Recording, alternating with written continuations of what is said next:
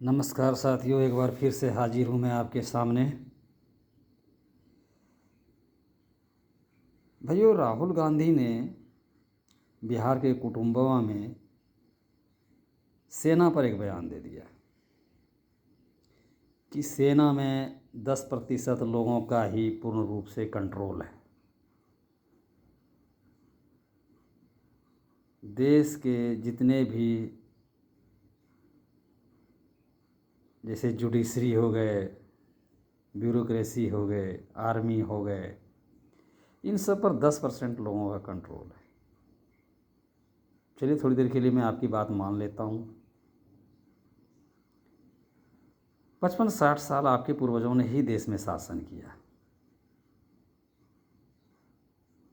तो उन्होंने इसे 80% क्यों नहीं कर दिया भाई सबको लिए? 10% लोगों के पास ही क्यों छोड़ा?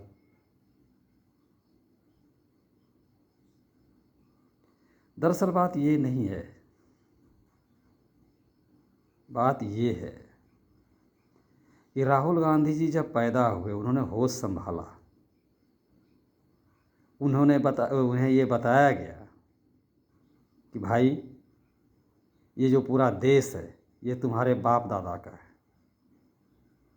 बस आप जवान होंगे और प्रधानमंत्री की कुर्सी आपकी है।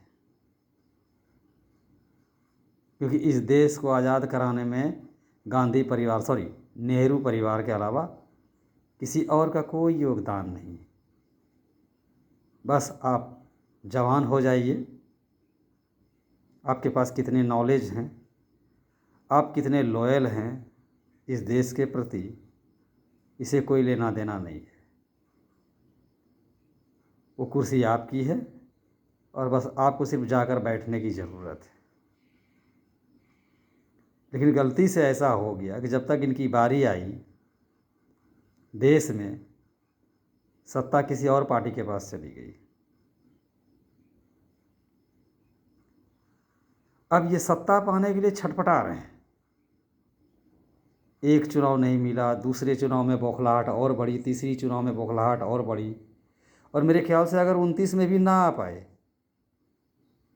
तो शायद इन्हें जो है सो किसी पागल खाने में भर्ती होना पड़े।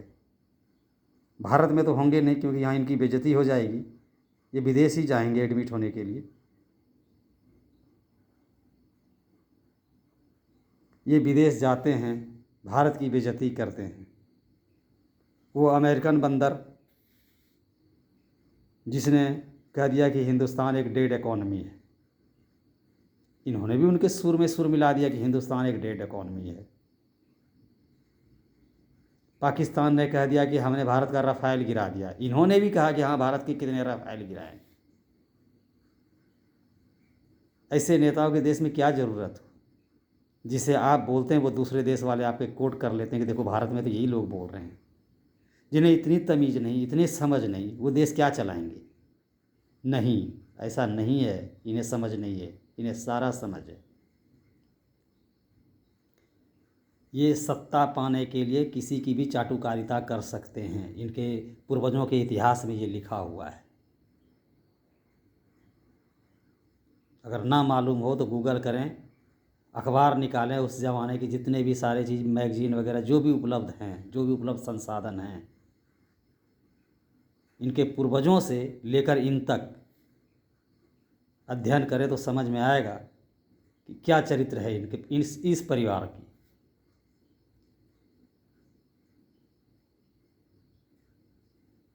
ये चाहे CIA हो, NIA हो, अमेरिकन जो डीप स्टेट है उनके हों, एक तरह से अगर कहा जाए ना तो ये उनके एजेंट बन चुके हैं। बांग्लादेश में जिस तरह से उनकी कठपुतली सरकार बैठी, नेपाल में जो हुआ, उनका तो एजेंडा है। वो अपने हिसाब से सरकार बदलते हैं किसी भी देश का। उनका डीप स्टेट का ये जॉब है कि उस देश में जाएं और उनके लायक जो सरकार हो, जो उनके हिसाब से सरकार हो, तख्ता पलट करें और उनको बैठाएं। और इन्हें जो है सो लालच है कि हम किसी तरह सत्ता में आ जाएं। ये कोई बड़ी चीज़ नहीं है। जिस हिसाब से इनका स्टेटमेंट है देश में विदेश में, जिस तरह से इनका जो प्रेस कॉन्फ्रेंस होता है, उसे तो ऐसा ही लगता है कि पूरी तरह से जो है सो अमेरिकन डीप स्टेट के चंगुल में आ गए। इन्हें सत्ता का लालच दिखाकर हिंदुस्तान में कुछ बड़ा करने की कोशिश किया जा रहा है अमेरिका के द्वारा, यूरोपियन कंट्री के द्वारा। ये सरकार उन देशों के लिए खतरा बन चुका है जो पूरी दुनिया को अपने हिसाब से चलाना चाहते हैं। और मिस्टर राहुल गांधी ये उनका सहयोग कर रहे हैं। अपने ही देश की बुराई जाकर विदेश में करना, क्या इनकी फॉरेन पॉलिसी है? दाद देता हूँ मैं इनको। और सिर्फ ये नहीं, ये पूरे परिवार, इनकी बहन, एक दो दिन पहले भी उनका स्टेटमेंट सुना हूँ।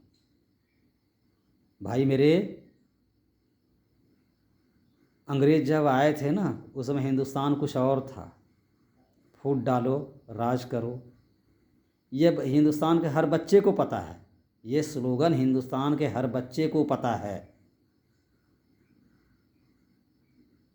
इसलिए आप जो कोशिश कर रहे हैं ये नामुमकिन है, आप नहीं कर पाएंगे। और ऐसा ना हो कि आप कोशिश करते करते यहाँ तक गिर जाएं, यहाँ तक पहुँच जाएं कि कल को आपका एक बच्चा भी जो है ना, आपकी कोई कद्र न करे और आपकी कोई बात न सुने, क्योंकि बोलना तो आपको आता ही नहीं है। अरे मेरे भाई, आप अपोजिशन ऑफ लीडर हो, देश के युवाओं के लिए कोई विजन दो। तो उन्हें आप नेपाल का उदाहरण देते हो, जेनजी हो जाओ। अबे जेनजी आंदोलन अगर कर देगा, दुकानें किसकी जलेंगी, गाड़ियाँ किसके जलेंगे, घर किसके फूकेंगे, गोली कौन खाएंगे आप? मकान हमारा जलेगा, दुकान हमारा जलेगा, कारें हमारी जलेगी, गोली हम खाएंगे और प्रधानमंत्री आप बनेंगे। इतना बेवकूफ़ समझ रखे हैं आप लोगों को। शायद हमारी बात आप तक बहुत लेट पहुंचेगी, तब तक मैं ऐसे कई और बातें आपको बता चुका हूँगा।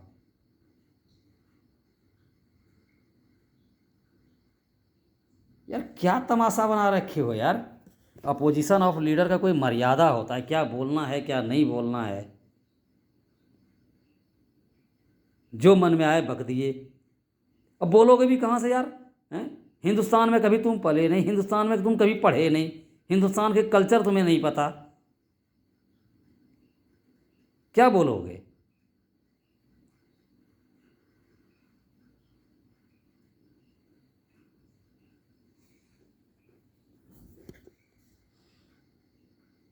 हिंदी का शब्दार्थ और भावार्थ तो तुम्हें पता ही नहीं है। कुछ सीख लो। दो चार चमचे बैठे हैं अगल बगल बैठा रखे हो, उनका तो काम ही है, क्योंकि उनसे जो है सो उनकी चाटुकारिता ही उनका रोजी रोटी है।